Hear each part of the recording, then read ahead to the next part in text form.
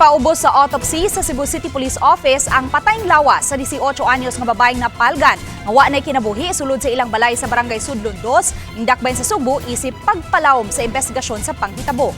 Pamilya sa biktima nagtuo nga posibleng adunay foul play ang kamatayon niini. Anang report ni Alan Domingo. Dili madawat sa pamilyang Arcilia ang ginangatan silang anak nga si Angela, 18 anyos, kinsa inahan usab siyang 5 pa ka buwan ni anak.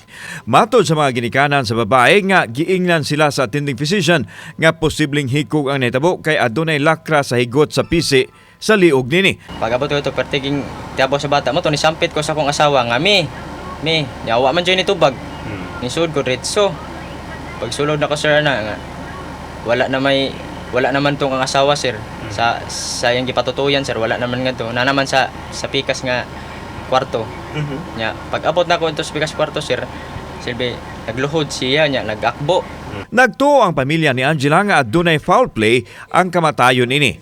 Gidudahan nila ang gikabingkil nini kaniadto. Murag among duda to natagat jud to siya kay namay bukol diri, nay garas diri.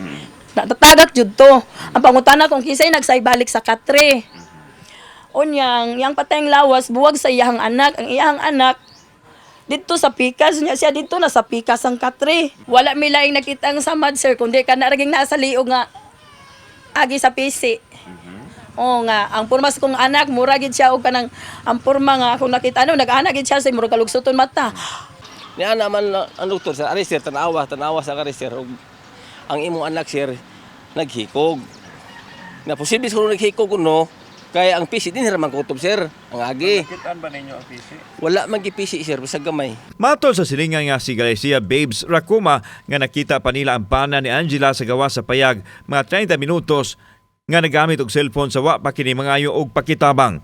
Nabantayan usab nila nga bugnaw na ang babae dihang gisapnay ni Jomart. Samtang dili layo sa payag sa nagpartner ang maguwang ni Jomart nga si Roldan Monicar. Giulagway niya nga putong ang iyang manghod og adunay higayon nga manapat kini kung masuko. Dihang gikuhaan sa iyang habig si Jomart gitug-an niya nga adunay higayon nga matapsingan niya og dapat si Angela kung mag-away sila apan dili kuno pasubrahan. Andam siya nga maatubang o galing maapil siya sa investigasyon sa kapulisan. Samtang gikatakdang ipaubos sa autopsy sa Cebu City Police Office ang lawas ni Angela aron masuta ang gikamatyan nini. Naatay sunta unon pag yun i-confirm nato kung unsa gyud ka tinuod nga kini ba isa ka suicide or unsa ba kini nga panghitabo. Ang PC asa na kini karon mausab na ang atong gipaproduce karon gipapangita po nato sa atong kapulisan. Kauban si Clover Lumayag, ako si Alan Domingo. GMA Regional TV Live.